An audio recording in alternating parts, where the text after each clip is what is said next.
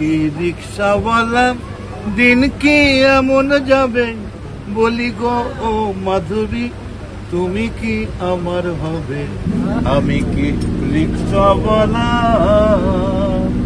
আমি যে রিক্সাওয়ালা দিন কি এমন যাবে বলি গো ও মাধবী তুমি কি আমার হবে আমি যে রিক্সাওয়ালা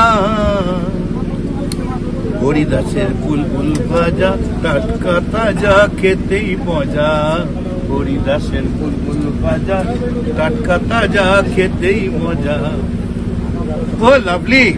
ট্রেনে উঠে ঝালমুড়ি বিক্রি করলেন মদন মিত্র। জনসংযোগ করতে আগরপাড়া থেকে ট্রেনে ওঠেন, তারপর ঝালমুড়ি বিক্রি শুরু করলেন। ভোট মানেই চমক মদনের। কিন্তু তৃণমূল যা বলে মিথ্যে প্রতিশ্রুতি দেয় না।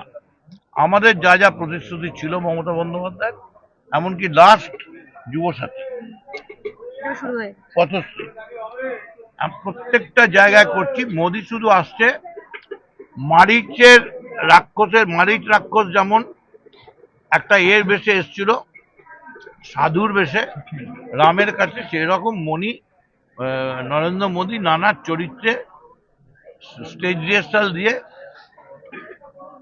ওর আর্টিস্টকে দিয়ে ড্রেসারকে দিয়ে নানা সাজে আসছে।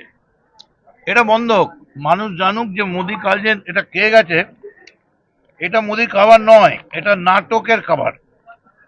একটুখানি খেয়ে মুখ দিয়ে তুপ করে ফেলে দিয়েছে।